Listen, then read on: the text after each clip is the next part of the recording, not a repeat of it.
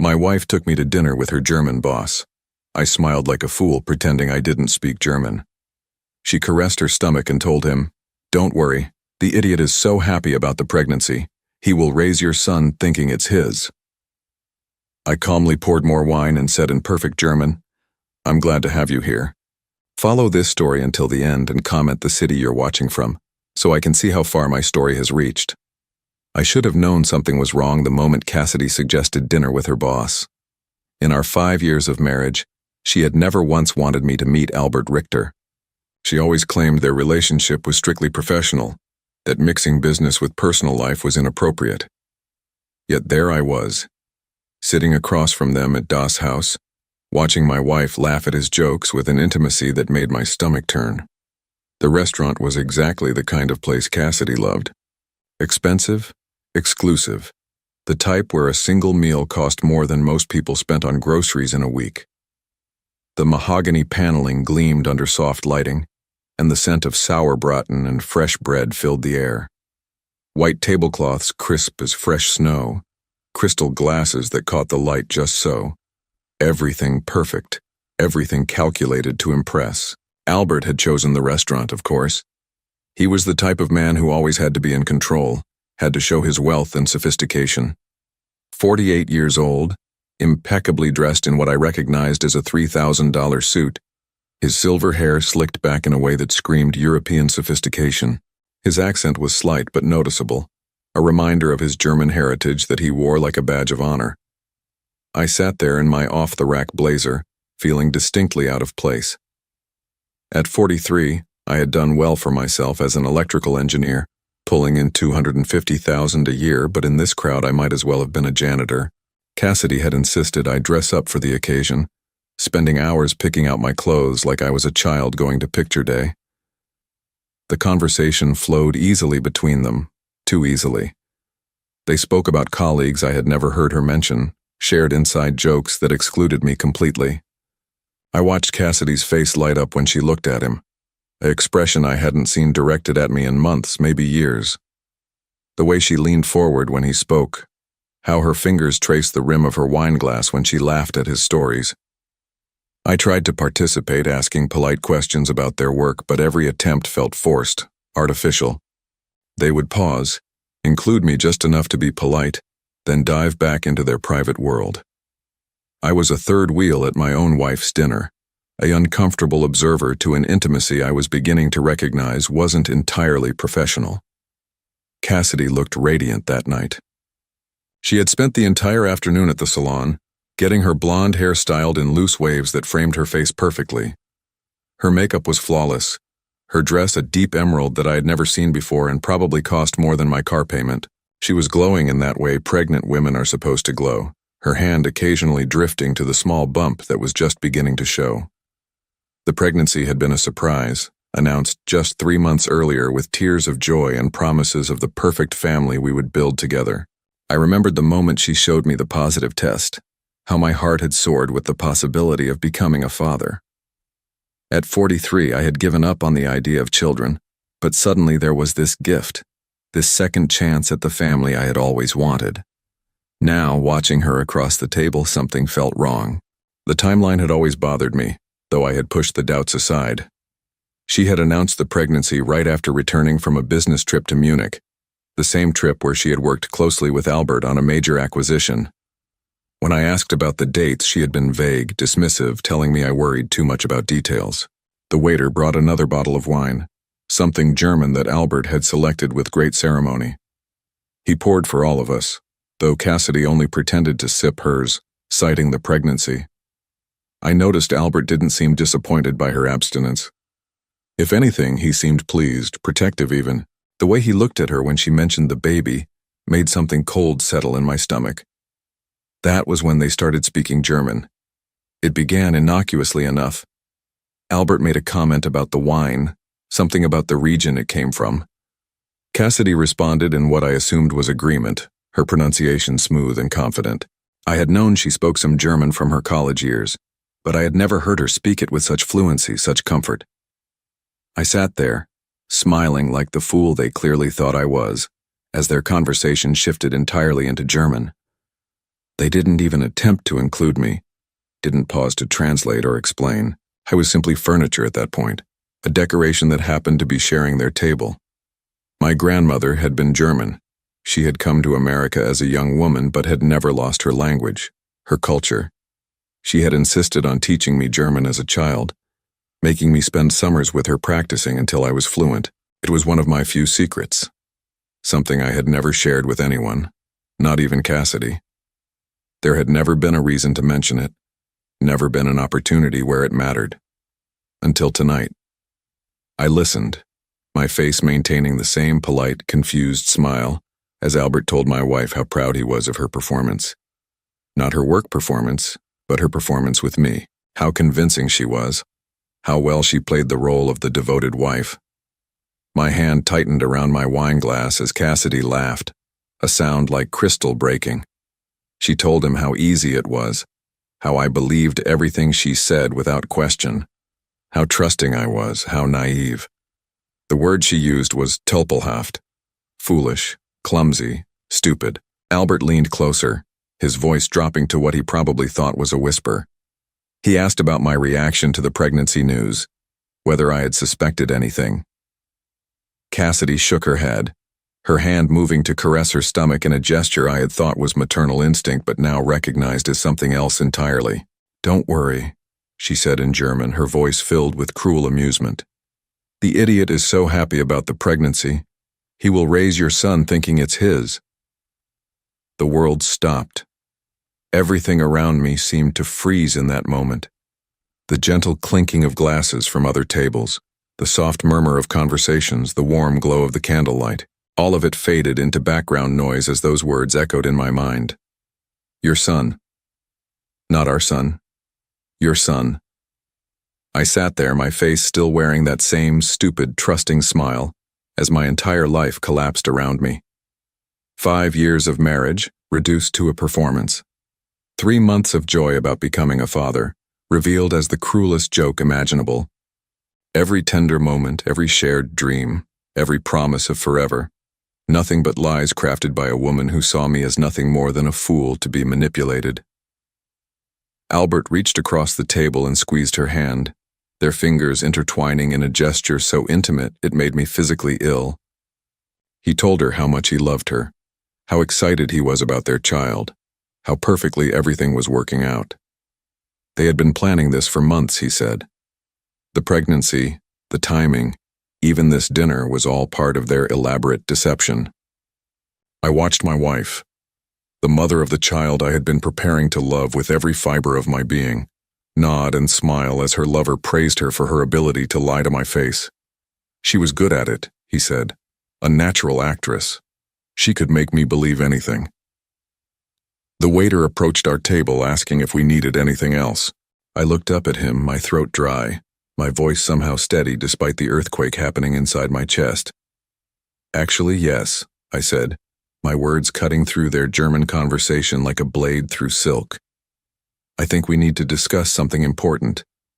Albert and Cassidy both turned to look at me, their faces still relaxed and happy, not yet realizing that everything was about to change. I reached for the wine bottle, my movements deliberate and controlled. I poured myself a generous glass, the dark red liquid catching the candlelight like blood. Then I set the bottle down carefully, precisely, in the exact center of the table. I raised my glass slightly as if making a toast, and looked directly into Albert's surprised eyes. Prost, I said clearly, letting the German word hang in the air between us. To new beginnings and the end of illusions. The color drained from Cassidy's face so quickly I thought she might faint. Albert's mouth fell open, his confident smile crumbling into something approaching terror. The silence that followed my German toast was deafening. I could hear my own heartbeat, could hear the soft jazz playing from hidden speakers, could hear the gentle murmur of conversations from other tables where other couples were probably having normal, honest dinners, where other men weren't discovering that their entire lives had been elaborate lies. Cassidy's wine glass trembled in her hand. A few drops of the burgundy liquid spilled onto the crisp white tablecloth, spreading like a small blood stain. Her green eyes, the ones I had fallen in love with 6 years ago, darted between Albert and me like a trapped animal looking for an escape route that didn't exist. Albert recovered first, though barely. His face had gone from confident charm to something approaching panic in the space of a heartbeat. He straightened his tie, a nervous gesture that betrayed the composure he was desperately trying to maintain. "Neil," he said carefully, his accent thicker now, more pronounced. "I think perhaps there has been some misunderstanding." I set my wine glass down with deliberate precision, the same way I approached everything in my work as an engineer.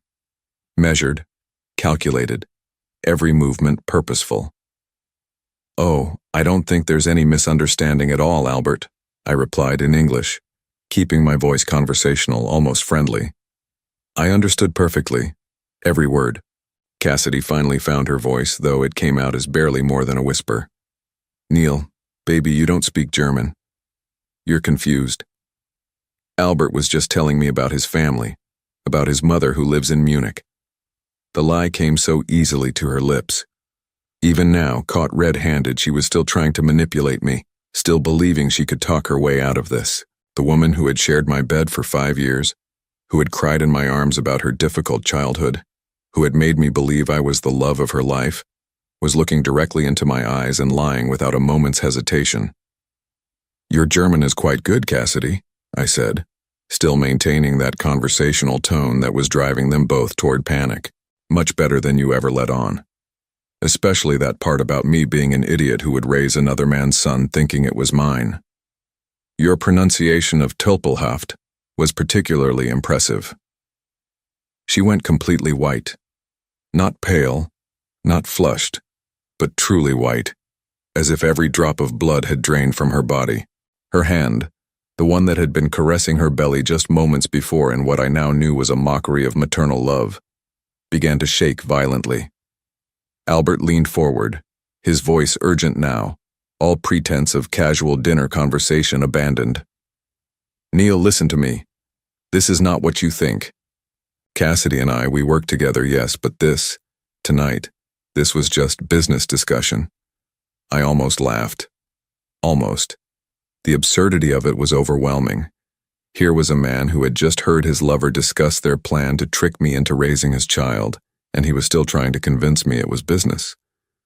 "Business," I repeated slowly, as if tasting the word. "Is that what you call it when you tell the mother of your child how proud you are of her performance?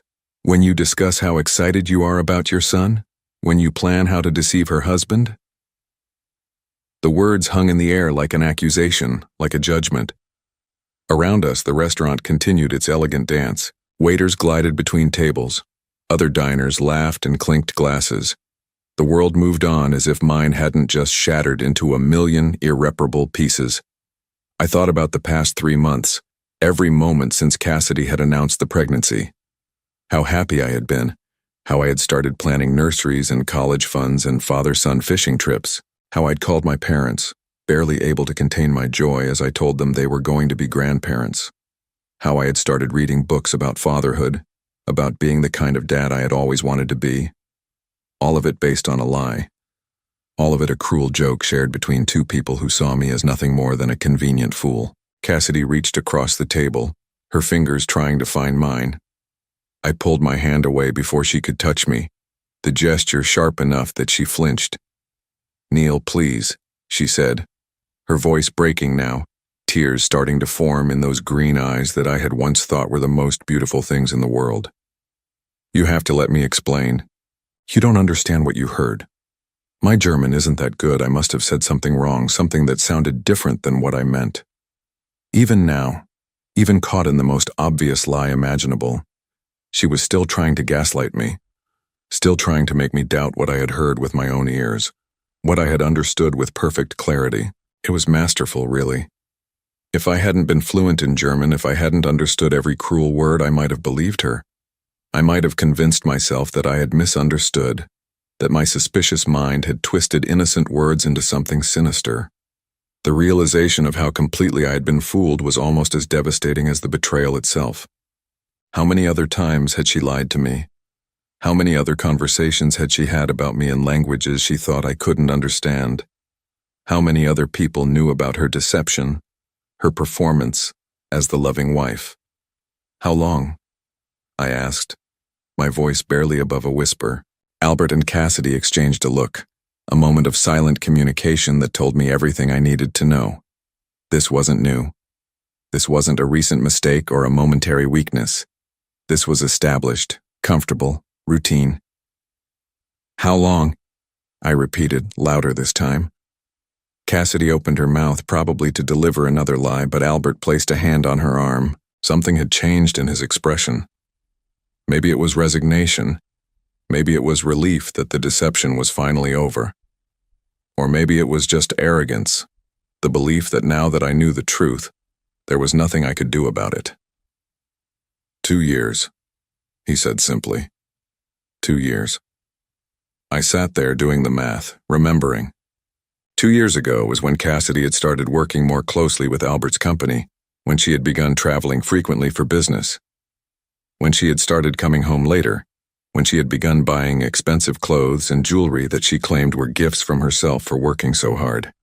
2 years of elaborate deception, 2 years of her coming home to me after being with him, of sharing dinners and conversations and intimacies while living a complete double life. 2 years of making me believe I was loved while she was actively planning to deceive me in the cruelest way possible. The pregnancy timeline suddenly made perfect sense. She hadn't gotten pregnant with my child during our romantic weekend getaway to the coast 3 months ago. The trip I had thought had rekindled our relationship. She had already been pregnant when we went away, already carrying Albert's child while letting me believe I was making love to my wife instead of to my betrayer. "The baby," I said, my voice hollow now, all emotion drained away. "When is the due date? The real due date?" Cassidy's tears were flowing freely now, mascara creating dark tracks down her perfectly made-up cheeks. "Neil, please. We can work this out. We can go to counseling. We can fix this."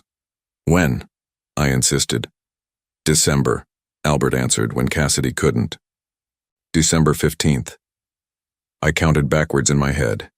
If she was due in December, that meant she had gotten pregnant in March. But she hadn't told me about the pregnancy until June, claiming she was just 6 weeks along. Another lie.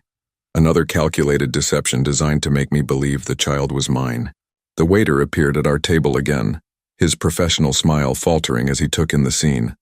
Cassidy crying, Albert looking grim and defensive, me sitting perfectly still like a man in shock. "Is everything all right here?" he asked carefully. "Actually," I said, standing up slowly, my legs surprisingly steady despite the fact that my entire world had just collapsed. "I think I need some air. Albert, I believe you'll be taking care of the check tonight. It seems like the least you can do." I reached for my wallet, but Albert waved me off. "Neil, wait, we need to talk about this. We need to figure out how to handle this situation." Handle this situation. As if my destroyed marriage was a business problem to be solved, a complication in their love affair that needed to be managed. "There's nothing to handle," I said, my voice perfectly calm now, almost conversational. "You two can have each other. You've already been having each other for 2 years. You're having a child together. It seems like everything has worked out exactly as you planned." I started to walk away, but Cassidy's voice stopped me. "Where are you going?" she called out, loud enough that other diners turned to look. "Neil, you can't just leave. We live together. We're married. We have to work this out." I turned back to look at her. This woman who had shared my bed and my dreams and my hopes for the future, while systematically destroying everything real between us. She looked desperate now, frightened, as if she was only just beginning to understand that her carefully constructed world was about to fall apart. "No, Cassidy," I said quietly. "We don't have to work anything out. You made your choice 2 years ago. You made it again 3 months ago when you decided to try to trick me into believing your lover's child was mine. And you made it tonight when you sat here laughing about how easy it was to fool me." The restaurant around us had grown quieter, other patrons clearly aware that they were witnessing something dramatic but trying to pretend otherwise. I didn't care. Let them watch. Let them see what happened when a man's life fell apart over German wine and sauerbraten. "You want to know the funny thing?" I said, looking between the two of them. "I actually loved you, both of you in different ways. I loved you, Cassidy, with everything I had. And I respected you, Albert, as a colleague and a businessman. I thought you were both better than this. I pulled out my phone and set it carefully on the table in front of them. "I've been recording our conversation since you started speaking German," I lied smoothly, watching their faces crumble with the implication. Amazing what technology can do these days. Translation software, voice recognition. A man doesn't even need to speak German to understand what's being said about him. Of course, I hadn't been recording anything, but they didn't know that. And the fear in their eyes told me everything I needed to know about how much they had to lose if the truth came out. "I'll be gone when you get home," I told Cassidy as I picked up my phone. "Don't try to contact me. Don't try to explain. Don't try to fix this. Some things can't be fixed. I walked away from the table, away from my wife and her lover and their child and their elaborate deception, feeling strangely lighter with each step. Behind me, I could hear Cassidy calling my name, her voice high and desperate. But I didn't turn around. I drove around the city for 2 hours after leaving the restaurant, my hands gripping the steering wheel so tightly my knuckles had gone white. I wasn't ready to go home yet, wasn't ready to face the physical reminders of a marriage that had been nothing but an elaborate performance. The house we had chosen together, the photos on the mantel, the nursery we had started planning in the spare bedroom, all of it contaminated now by the truth. Instead, I found myself parked outside a 24-hour diner on the outskirts of town, nursing coffee that tasted like motor oil and trying to make sense of what I had learned. The fluorescent lights buzzed overhead, casting everything in a harsh, unforgiving glow that seemed appropriate for the moment. This wasn't the kind of revelation that deserved soft candlelight and wine glasses. This was the kind of truth that needed to be examined under the brightest, most unforgiving light possible. My phone had been buzzing constantly since I left the restaurant. 17 missed calls from Cassidy, 11 text messages that I couldn't bring myself to read. 3 calls from Albert, which surprised me. What could he possibly have to say?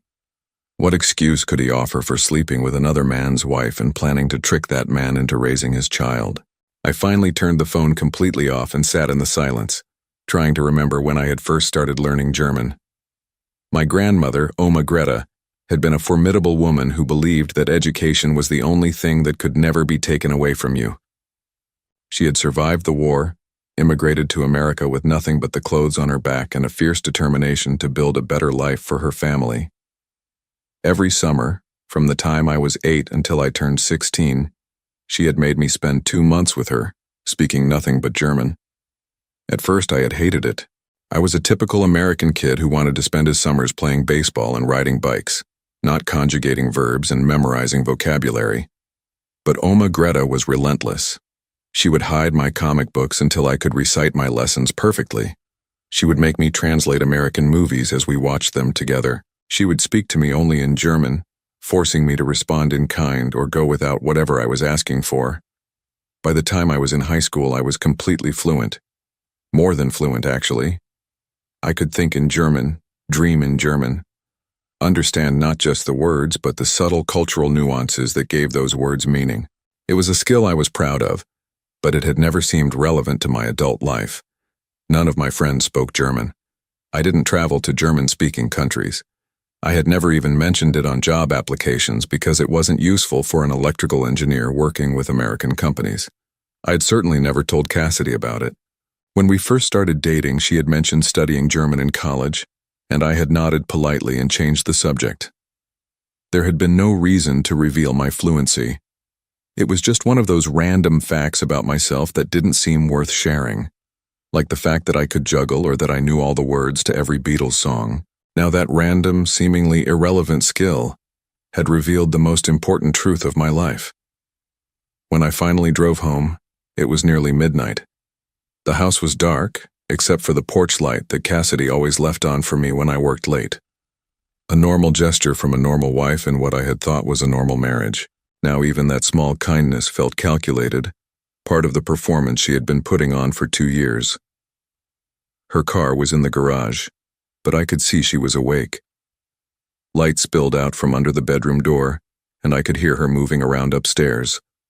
Pacing probably, planning what to say when I came home, crafting the next set of lies that might save her carefully constructed deception. I didn't go upstairs. Instead, I went to my study. The one room in the house that was completely mine. Dark leather furniture that I had chosen, bookshelves filled with technical manuals and classic novels, a desk where I sometimes worked on freelance projects or just sat and thought. It smelled like the expensive scotch I kept in the bottom drawer and the leather cleaner I used on the furniture. It was my sanctuary, the place I retreated to when I needed to think. I poured myself 3 fingers of Macallan 18-year-old scotch, a bottle I had been saving for a special occasion. This seemed like as special as occasions got, though not in the way I had ever imagined. That was when I started really thinking about the timeline, really examining the past 2 years with the cold analytical mind I used for solving engineering problems.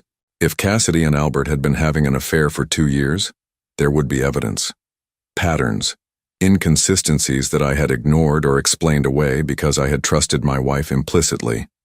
I opened my laptop and started going through our financial records, something I rarely did because Cassidy handled most of our household expenses. She had a degree in business administration and had always been good with money, or so I had thought. I gave her access to our joint checking account and trusted her to manage everything while I focused on my career. What I found made my blood run cold. Over the past 2 years, there had been charges I had never seen before.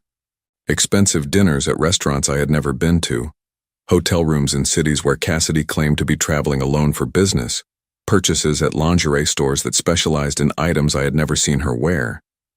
The amounts weren't huge individually, but they added up. Nearly $20,000 in unexplained expenses, all carefully hidden among legitimate household costs. But it was the patterns that really told the story. Every month, like clockwork, there were charges at the same upscale hotel in downtown, the Meridian, where rooms started at $400 a night. Always on Thursday afternoons, always followed by charges at expensive restaurants nearby. Sometimes there were purchases at jewelry stores, designer boutiques, spas that specialized in couples treatments. I cross-referenced the dates with Cassidy's work calendar, which she kept meticulously updated on our shared computer. Every Thursday hotel charge corresponded with a notation that read, "Client meeting, A.R. Albert Richter." She had been documenting her affair in our shared calendar, probably thinking I would never bother to look. The jewelry purchases were particularly devastating. I found receipts for a diamond tennis bracelet worth $8,000, purchased just 3 weeks after our 5th wedding anniversary. She had told me it was a gift to herself for landing a big client, a reward for her hard work. I had been proud of her success, proud that my wife was doing so well in her career that she could afford to treat herself to something special. Now I realized it had probably been a gift from Albert, purchased with money from our joint account. She had used my money to buy herself jewelry from her lover, then lied to my face about where it came from. The audacity of it was breathtaking. I found the receipt for the pregnancy test, purchased 2 weeks before she told me she was expecting. Not one test, but 3 different brands, as if she wanted to be absolutely certain before she started the next phase of her deception. The date was devastating. March 23rd. If she had been testing for pregnancy in late March, she would have conceived sometime in early March. I had been traveling for work during the first 2 weeks of March, attending a conference in Seattle. She had been home alone, except she hadn't been alone at all. The conference receipts were all there in our records. My flight to Seattle, my hotel, my meals, all carefully documented for tax purposes. I had been 3,000 miles away when my wife conceived another man's child, then had come home to find her unusually affectionate, unusually eager to be intimate. She had been covering her tracks, making sure that when she announced the pregnancy, I would believe the timing made sense. I pulled out a calculator and started doing the math more precisely. If she was due December 15th, as Albert had said, and if a pregnancy lasted an average of 40 weeks from the last menstrual period, she would have conceived around March 20th, right in the middle of my Seattle trip. Right when I couldn't possibly have been the father. The evidence was overwhelming, undeniable, mathematical. Not only had my wife been cheating on me for 2 years, not only was she carrying another man's child, but she had planned the entire deception with scientific precision. She had calculated dates, manipulated timelines, and created an elaborate fiction designed to make me believe I was going to be a father. I heard footsteps on the stairs, soft and hesitant. Cassidy, finally working up the courage to face me. I quickly closed the laptop and took another sip of scotch, steeling myself for whatever performance she had prepared. She appeared in the doorway wearing one of my old college t-shirts and pajama pants, her makeup scrubbed off, her hair pulled back in a messy ponytail. She looked young and vulnerable and scared, exactly the way she had looked on our first morning together 6 years ago. It was masterful acting, really. If I didn't know what I knew, if I hadn't heard her laughing about my stupidity just hours earlier, I might have felt sorry for her. "Neil," her voice was small, uncertain. "Can we talk?" I gestured to the chair across from my desk, the one where she used to sit when we planned our finances together or discussed our future. Now it felt like an interrogation chair, a place where suspects came to confess their crimes. She sat down carefully, her hands folded in her lap, her eyes red from crying. Real tears or another part of the performance? At this point, I wasn't sure I could tell the difference. "I know you're angry," she began, her voice barely above a whisper. "I know you think you heard something that sounded terrible, but Neil, you have to believe me. You misunderstood. My German isn't good enough to say what you think you heard." Even now, even after everything, she was sticking to the lie. Not just sticking to it, but doubling down, trying to convince me that my own ears had betrayed me, that my perfect understanding of a language I had spoken fluently for 30 years was somehow flawed. "Tell me about the meridian," I said calmly. The color drained from her face instantly. She opened her mouth, closed it, opened it again. No words came out. "Tell me about the $8,000 bracelet you bought yourself 3 weeks after our anniversary," I continued. "Tell me about the pregnancy test you bought on March 23rd, 2 weeks before you told me you were expecting. Tell me about Albert Richter and why you've been meeting him at expensive hotels every Thursday for the past 18 months. She was shaking now, her hands trembling visibly as the weight of being truly caught settled over her. Not caught in a moment of weakness, not caught in a single lie, but caught in an elaborate, systematic deception that had been going on for 2 years. "How long have you known?" she whispered finally. "I've known about tonight since tonight," I said truthfully, "but I've been learning about the rest of it for the past 3 hours. Amazing what financial records can tell you when you actually bother to look at them." She buried her face in her hands, her shoulders shaking with sobs that seemed genuine. But then, all of her emotions had seemed genuine until a few hours ago. I had lost the ability to distinguish between truth and performance where Cassidy was concerned. "Neil, please," she said through her tears. "Let me explain. It's not what you think. It's complicated." "No," I said quietly, finishing my scotch and setting the glass down with finality. "Actually, it's very simple. You've been having an affair for 2 years. You're pregnant with your lover's child. You were planning to trick me into raising that child as my own. There's nothing complicated about it." I stood up, suddenly exhausted by the effort of maintaining my calm facade. "I'll be staying in a hotel tonight. Tomorrow I'll be calling a lawyer. I suggest you do the same." As I walked toward the door, she called after me one last time. "What about us? What about our marriage? What about the baby?" I turned back to look at her, this woman who had shared my bed and my dreams and my hopes for the future, while systematically destroying everything real between us. "There is no us," I said simply. "There never was. And it's not my baby." Then I walked out of my study, out of my house, and out of the life I had thought was mine but had never really existed at all. The hotel room smelled like industrial-strength carpet cleaner and the ghosts of 1,000 business travelers. I sat on the edge of the bed at 2 a.m, staring at my phone and waiting for morning so I could start making the calls that would dismantle my life with the same precision Cassidy had used to destroy it. Sleep was impossible. Every time I closed my eyes, I saw Cassidy's face at dinner, radiant and cruel as she told Albert how easy it was to fool me. I heard her voice describing me as an idiot who would raise another man's son without question. I felt that moment of realization over and over again, that sickening drop in my stomach as everything I thought I knew crumbled into dust. The financial records were spread across the hotel desk like evidence in a crime scene, which I supposed they were. I had printed everything out before leaving the house, wanting physical proof of the systematic theft and deception. $20,000 over 2 years might not sound like much to some people, but it wasn't really about the money. It was about the elaborate planning, the casual cruelty of using my own resources to fund her betrayal. But as devastating as the financial evidence was, it paled in comparison to what I had discovered in Cassidy's email account. She had never been particularly careful about computer security, and we had shared passwords for most of our accounts for years. It was one of those married couple conveniences that had seemed sweet and trusting at the time. Now it gave me access to a digital record of her double life that was more damning than anything I could have imagined. The emails with Albert went back 26 months, starting innocuously enough with work-related discussions, but quickly evolving into something much more intimate.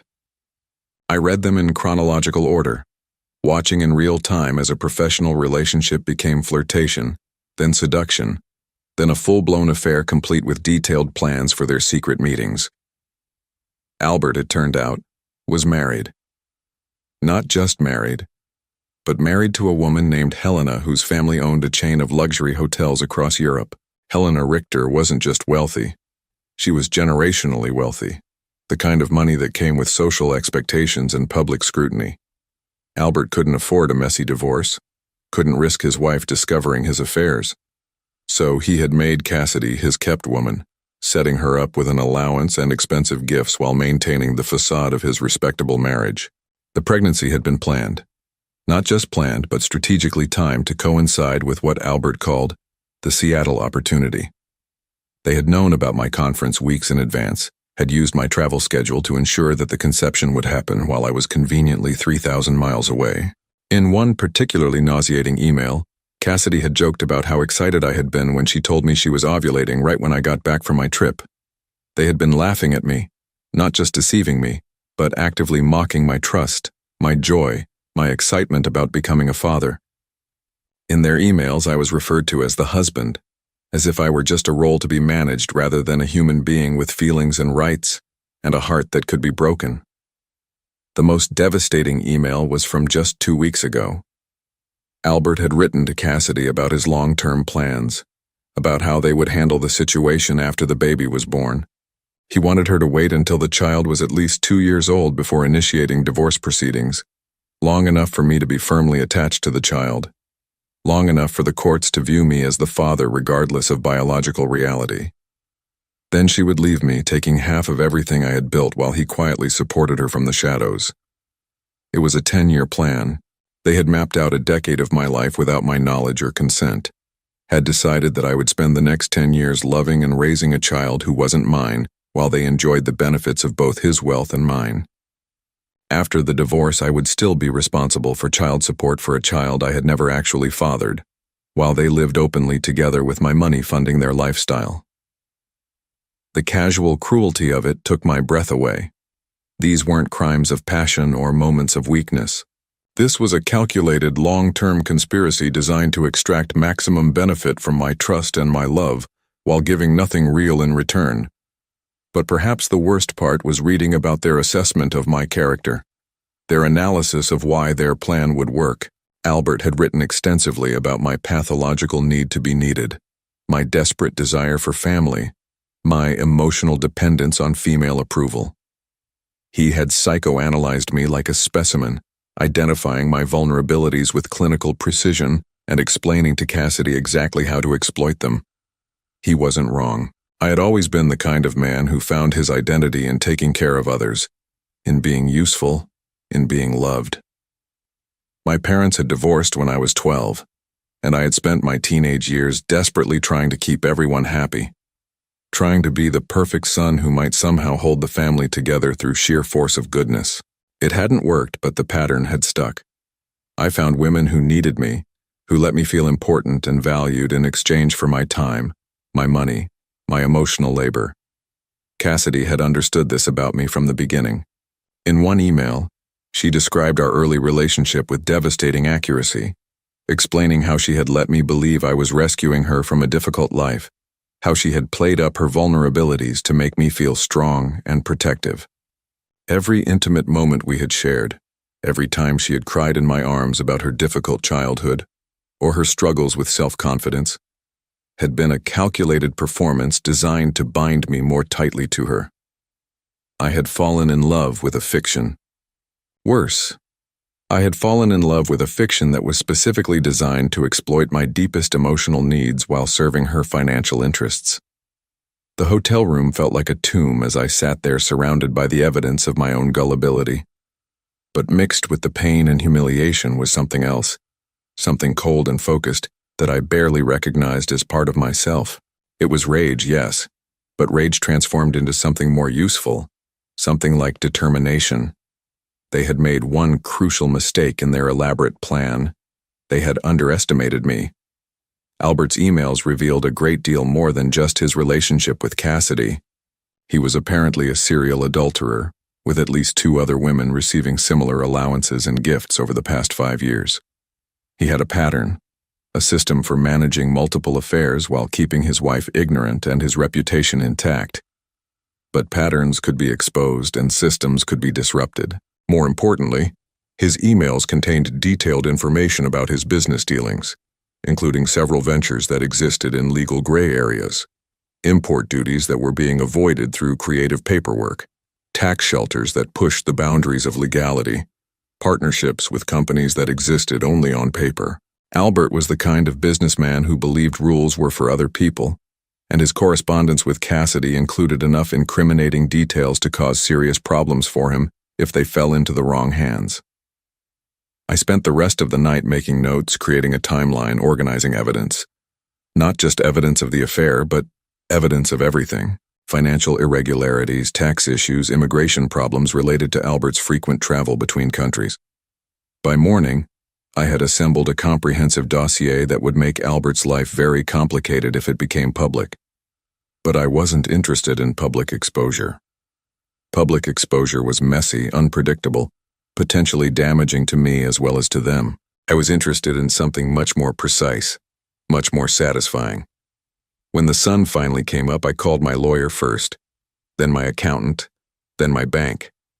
By 10 in the morning, I had frozen our joint accounts, initiated proceedings to protect my individual assets, and begun the process of documenting every shared expense from the past 2 years. I was treating this like the business transaction it had always been, approaching it with the same methodical precision I brought to engineering problems. The divorce would be swift and brutal. Cassidy would discover that the man she had dismissed as an easily manipulated fool was actually quite capable of protecting his interests when necessary. She would get nothing beyond what the law absolutely required, and given the evidence of her financial deception, even that would be minimal. But Albert was a different matter entirely. Albert required a more sophisticated approach. I made one more phone call that morning to a private investigator I had worked with years earlier on a patent dispute case, someone who specialized in corporate investigations, who understood how to gather information without leaving fingerprints, who knew how to turn evidence into leverage. "I need you to look into someone," I told him. "Someone who has been very careless about keeping secrets." By noon, the machinery of my revenge was in motion. Quiet, legal, devastating revenge that would unfold over weeks and months rather than moments. The kind of revenge that would teach both of them that some people should not be underestimated, some trust should not be betrayed, and some hearts should not be broken for sport. I checked out of the hotel and drove back to my house to collect some clothes and personal items. Cassidy was gone, probably at work, probably trying to maintain the fiction that everything was normal while her world prepared to collapse around her. But there was a note on my desk, written in her careful handwriting on expensive stationery that I had probably paid for without realizing it. "Neil, I know you won't believe me, but I do love you. I never meant for things to go this far. Please call me. We can fix this if you'll just give me a chance to explain. The baby could still be yours. The timing isn't as clear as you think it is. Please don't throw away our marriage over a misunderstanding. I'm begging you. Cassidy." I read the note twice, marveling at her ability to lie even when she had nothing left to lose. The baby could still be mine. Even now, even after I had heard her call it Albert's son in perfect German, she was still trying to plant seeds of doubt. I folded the note carefully and put it in my jacket pocket, not because I believed a word of it, but because it was evidence of her continued attempts to manipulate me even after being caught. My lawyer would find it useful. Then I walked through the house one last time, looking at the life I had thought was mine. The kitchen where we had cooked dinner together, the living room where we had watched movies and made plans for the future, the bedroom where we had made love and talked about our dreams. All of it contaminated now by the knowledge of what it had really been. But I wasn't sad anymore. I wasn't even angry. I was something much more dangerous than angry. I was motivated. 3 weeks had passed since that devastating dinner at Das house, and my carefully orchestrated plan was finally ready to unfold. I had learned patience from my grandmother, who used to say that revenge served cold was twice as satisfying as revenge served hot. She had been talking about a neighbor who had stolen from her garden, but the principle applied perfectly to my current situation. The private investigator I had hired, Marcus Chen, was worth every penny of the $15,000 I had paid him. He was a former federal agent who specialized in corporate investigations, and he had provided me with enough evidence to destroy both Albert and Cassidy in ways they couldn't possibly have anticipated. Albert's business empire, it turned out, was built on a foundation of creative accounting and legal gray areas that wouldn't survive close scrutiny. More importantly, his wife Helena wasn't just wealthy in her own right. She was also famously vindictive when it came to her husband's infidelities. According to Marcus's research, she had discovered Albert's previous affairs and had quietly made each of his mistresses disappear from his life through a combination of financial pressure and social ostracism. Helena Richter didn't just have money. She had the kind of old European money that came with connections to banks, government officials, and media outlets. She could make people's lives very difficult without ever having to get her hands dirty. Albert knew this, which was why he had been so careful to keep his relationship with Cassidy hidden from her. But secrets have a way of coming to light when the right person decides to illuminate them. I was sitting in my new apartment, a sleek downtown loft that cost $3,000 more per month than my suburban house but felt infinitely more honest, when my phone rang. The caller ID showed Cassidy's number, the first time she had tried to contact me in over a week. I almost didn't answer. We were well into divorce proceedings and my lawyer had advised me to let all communication go through him. But curiosity got the better of me. I wanted to know what new lie she might have crafted, what new manipulation she might attempt. Neil? Her voice was small, frightened, completely different from the confident woman who had laughed about my stupidity 3 weeks earlier. Please don't hang up. I need to talk to you. About what? My voice was flat, emotionless. I had learned to speak to her the way I might speak to a stranger asking for directions with polite indifference. About Albert. About what's happening. Neil, I think I made a terrible mistake. I leaned back in my leather chair, genuinely curious now. What kind of mistake? There was a long pause, filled with the sound of her breathing, shaky and irregular. He's not who I thought he was. The things he's been asking me to do, the way he's been treating me since that dinner. Neil, I think he might be dangerous. Dangerous. That was interesting. From what Marcus had discovered, Albert was many things: ruthless, manipulative, criminal in some of his business dealings, but not physically dangerous. Unless she was referring to a different kind of danger entirely. What has he been asking you to do? I asked, keeping my voice neutral. He wants me to lie in the divorce proceedings. He wants me to claim the baby is yours, to demand child support, to take half of everything you have. He says if I don't, he'll cut me off completely. He'll make sure I never work in this industry again. So Albert was pressuring her to continue the deception even after I had discovered the truth. That was exactly what I had expected him to do and exactly what I had been counting on. And you're calling me because I can't do it anymore, Neil. Because I'm scared of what will happen if I keep lying. And I'm scared of what will happen if I stop. Because I know you hate me, but you're the only person who might be able to help me. The irony was breathtaking.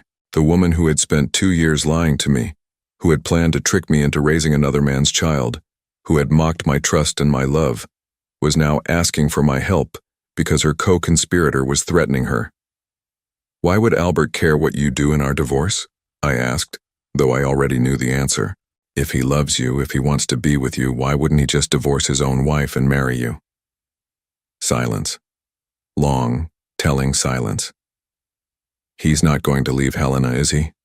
I pressed. He never was. You were just a convenient mistress who got inconveniently pregnant.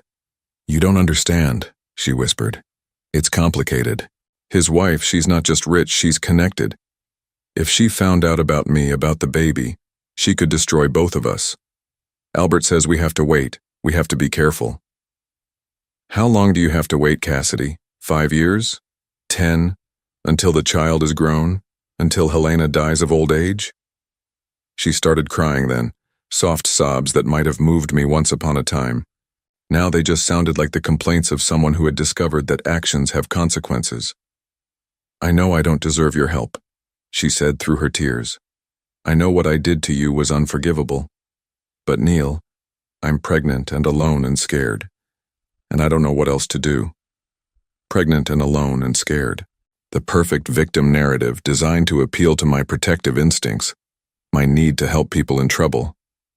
A year ago, it would have worked.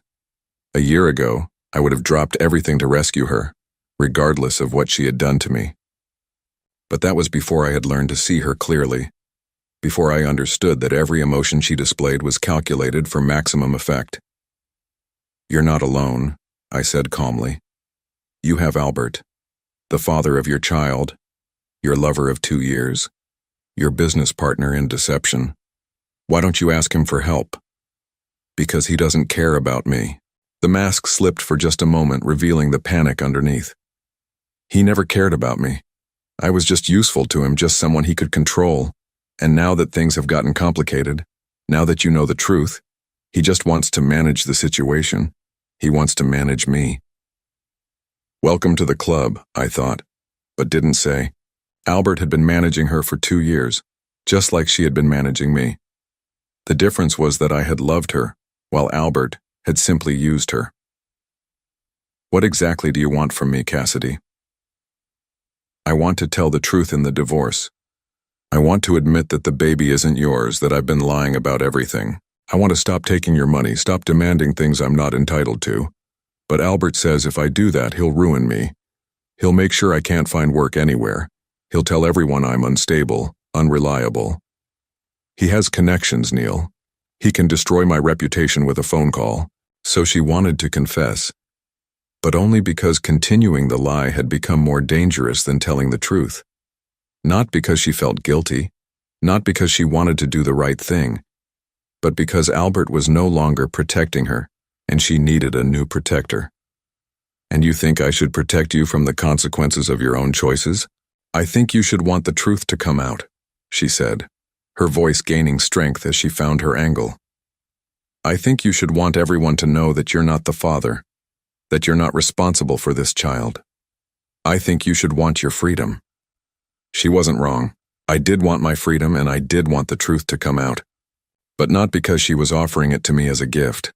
The truth was going to come out regardless in ways that would be far more devastating than anything she could achieve by simply confessing in divorce court. I'll think about it, I lied smoothly. But Cassidy, you need to understand something. Whatever protection you think I might offer you, whatever help you think I might provide, you gave up the right to that 2 years ago when you started lying to me. You certainly gave it up 3 weeks ago when you sat in that restaurant laughing about how easy it was to fool me. Neil, please? I'll be in touch, I said, and hung up before she could say anything else. I sat in the silence of my new apartment, looking out at the city lights, feeling something that might have been satisfaction if it hadn't been so cold. Cassidy was finally beginning to understand the position she had put herself in. Albert was showing his true colors, revealing that she had never been anything more to him than a useful tool. And tomorrow, the final phase of my plan would begin. I had sent Helena Richter a carefully crafted email 3 days earlier, using an anonymous account and including just enough information to pique her curiosity without revealing my identity. Details about Albert's Thursday afternoon hotel visits, copies of credit card receipts for jewelry purchases that had never appeared in her jewelry box, photographs that Marcus had taken of Albert and Cassidy together at restaurants around the city. Nothing that could be traced back to me. Nothing that violated any laws, just information that a concerned citizen thought she should have about her husband's activities. Helena had responded within hours, hiring her own investigators to verify the information I had provided. By now, she would have confirmation that her husband was not only having an affair, but that he had gotten his mistress pregnant and was planning to use another man's money to support their child. According to Marcus's research into her previous responses to Albert's infidelities, Helena didn't get mad. She got thorough. She would dismantle Albert's life piece by piece, methodically and legally, using her resources and connections to ensure that he lost everything that mattered to him. His business partnerships, his social standing, his comfortable lifestyle, all of it would disappear as she exerted the kind of pressure that money and influence could bring to bear. Albert thought he was safe because he had been careful. He thought his wealth and his charm and his carefully cultivated reputation would protect him. He had never imagined that his discarded victims might be intelligent enough, patient enough, or motivated enough to destroy him using his own weapons against him. Tomorrow morning, Helena's lawyers would serve Albert with divorce papers and a restraining order. His business accounts would be frozen pending investigation into potential financial irregularities that an anonymous tip had brought to the attention of the appropriate authorities. His carefully constructed world would begin to collapse, and he would be too busy trying to save himself to worry about managing Cassidy or pressuring her to continue lying. And Cassidy herself would discover that being the pregnant mistress of a powerful man was a very different thing than being the pregnant mistress of a man whose power had just evaporated overnight. I poured myself a glass of wine, a bottle I had chosen myself from a wine shop I had discovered in my new neighborhood, and raised it in a toast to my grandmother's memory. "Revenge served cold, O Magretta," I said aloud. "Just like you taught me." The city sparkled beyond my windows, full of possibilities I was only beginning to explore. For the first time in 2 years, maybe longer, I felt genuinely free. Not just free from Cassidy's lies or Albert's manipulation, but free from the need to be someone else's solution to their problems. My phone buzzed with a text message from Marcus. "It's done. Helena's people moved faster than expected. Albert's offices were sealed this morning, and he's been arrested on charges of tax evasion and fraud. Thought you'd want to know." I smiled, feeling the last pieces of my carefully laid plan click into place.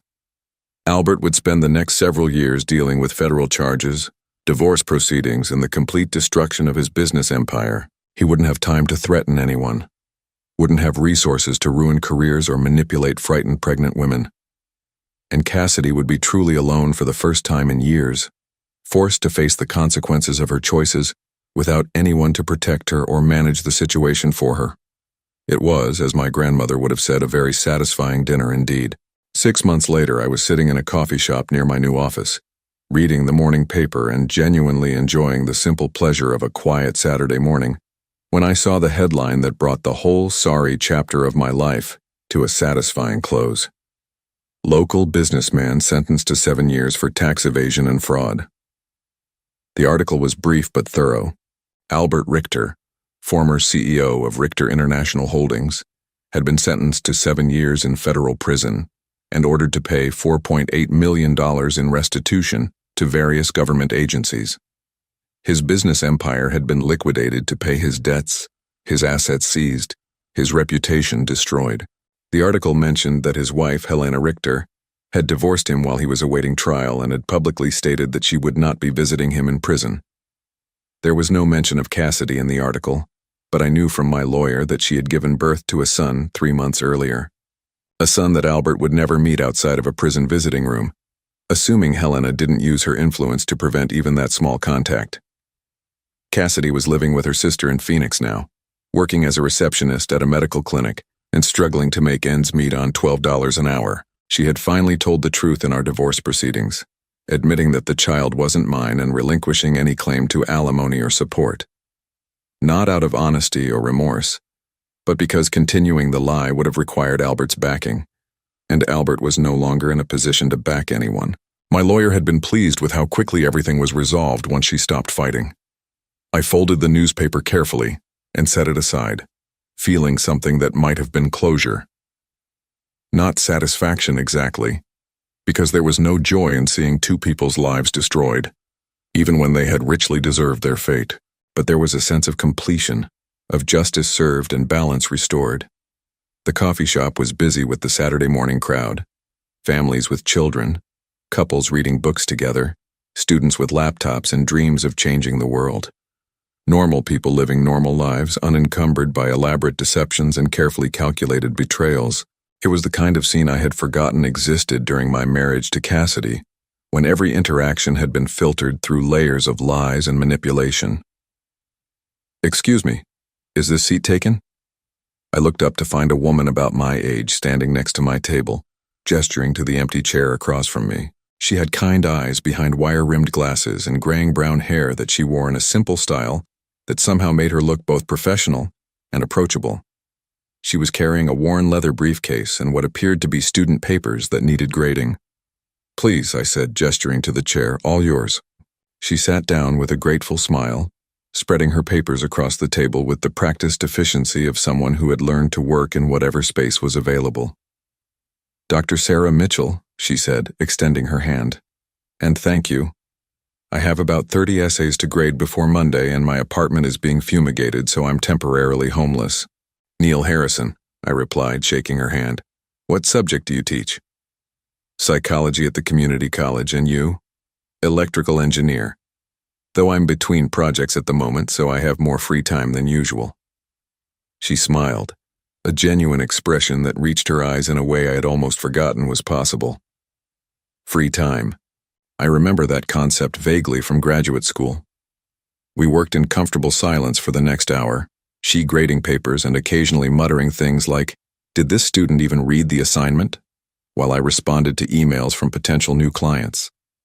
It was peaceful in a way I hadn't experienced in years, sharing space with someone without feeling the need to perform or impress or carefully monitor their mood for signs of disapproval. When she finished her stack of essays, she looked up and caught me watching her. "I'm sorry," she said with a slight laugh. I must have been muttering to myself. "Occupational hazard of grading papers." "Not at all," I said. "I was just thinking how nice it is to work next to someone who's actually doing what they appear to be doing." She raised an eyebrow. "That's an oddly specific thing to appreciate." I found myself telling her about Cassidy, though not in detail and not with bitterness, just the basic facts. A marriage that ended when I discovered my wife had been living a double life. A divorce that was finalized 3 months earlier. The ongoing process of rebuilding my life from scratch. I surprised myself by how easy it was to talk to her, how little emotional charge the story carried when I told it to someone who hadn't been part of it. "I'm sorry," she said when I finished. "That must have been incredibly difficult." "It was," I admitted. "But it was also liberating, in a strange way. I spent 2 years thinking I was losing my mind because nothing my wife said ever quite made sense. Nothing she did ever quite added up. Discovering that I wasn't crazy, that she really was lying about everything, was almost a relief." Sarah nodded thoughtfully. "I see that sometimes in my students. They come in convinced they're stupid because they can't understand their relationships, can't figure out why nothing their partner does makes sense. Usually it turns out they're not stupid at all. They're just dating someone who lies constantly." "Is that a common phenomenon?" "More common than you'd think," she said. "People who lie pathologically are often very good at making their victims feel like the problem is their own perception rather than the liar's dishonesty. It's a form of psychological manipulation called gaslighting." I thought about that for a moment, remembering how many times Cassidy had made me feel like I was being paranoid or suspicious when I questioned inconsistencies in her stories. "How do people recover from that?" I asked. "Slowly," she said with a smile. "And usually with the help of people who tell them the truth even when it's uncomfortable. People who don't have an agenda beyond basic human kindness." We talked for another hour about psychology, about engineering, about the books we were reading and the places we wanted to travel. She was divorced as well, had been for 3 years after discovering that her ex-husband had been embezzling money from the nonprofit organization where he worked. She understood betrayal. Understood the long process of learning to trust your own judgment again after someone you loved had systematically undermined it. When she finally packed up her papers, I found myself reluctant to let her go. "Would you be interested in having dinner sometime?" I asked, surprised by my own boldness. "Somewhere with honest food and honest conversation?" She smiled. that same genuine expression that had caught my attention earlier. I'd like that very much, as long as you promise not to speak any foreign languages I don't understand. I laughed, a real laugh that came from somewhere deep and unguarded.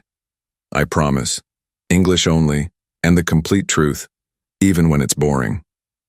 Especially when it's boring, she said. Boring truth is underrated. We exchanged phone numbers, and I watched her walk away feeling something I hadn't felt in years.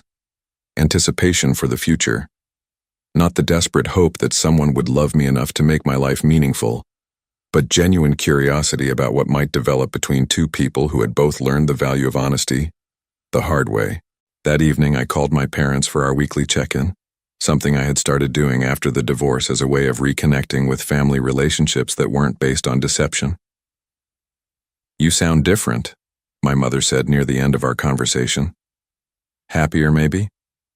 "I think I am," I said, looking around my apartment with its clean lines and honest furniture. Its books chosen because I wanted to read them, rather than because they would impress visitors. I think I'm finally learning who I am when I'm not trying to be what someone else needs me to be. "That's a good thing to learn," she said, even if it took longer than it should have. After we hung up, I poured myself a glass of wine and stood on my balcony looking out at the city. Somewhere out there, Cassidy was probably trying to put her son to sleep in a small apartment, struggling with the reality of single motherhood and a minimum wage job. Somewhere else, Albert was learning to navigate prison politics and counting the years until his release. Their elaborate deception had collapsed under its own weight, leaving them both worse off than if they had simply been honest from the beginning. I didn't feel sorry for them. Actions have consequences, and they had chosen their actions with full knowledge of the risks involved. But I didn't feel vengeful anymore either. They were no longer part of my story, no longer capable of affecting my peace or my future. They had become what they deserved to become: irrelevant. My phone buzzed with a text message from Sarah. "Just wanted to say thank you for a lovely afternoon. Looking forward to our dinner. And don't worry, I won't test your German fluency." I smiled and typed back, "Looking forward to it too. Fair warning, I'm completely fluent in German, but I promise to only use my powers for good from now on." Her response came quickly. "A man with hidden depths and a sense of humor. I think I'm going to like getting to know you, Neil Harrison." I set my phone aside and went back to looking at the city, at the thousands of lights representing thousands of lives, most of them probably simpler and more honest than the one I had been living for the past 2 years. For the first time since that devastating dinner at Das Haus, I felt genuinely hopeful about the future, not because someone else might love me, not because I might find another person to take care of, but because I had finally learned to like the person I was when no one was watching, when no one was asking me to be anything other than myself. Tomorrow, I would call Sarah and plan our dinner. I would continue building my new business, cultivating relationships based on mutual respect rather than emotional manipulation. I would keep learning who Neil Harrison was when he wasn't trying to save anyone, when he wasn't desperately seeking approval from people who had no intention of giving it honestly. The German word for this feeling, I realized, was Befreiung, liberation, freedom from bondage, freedom from deception, freedom from the exhausting work of being someone else's solution to their problems. My grandmother would have been proud. I had learned her language, and through it, I had learned the most important lesson of all: that sometimes the greatest gift betrayal can give you is the opportunity to discover who you really are when you stop trying to be who someone else needs you to be.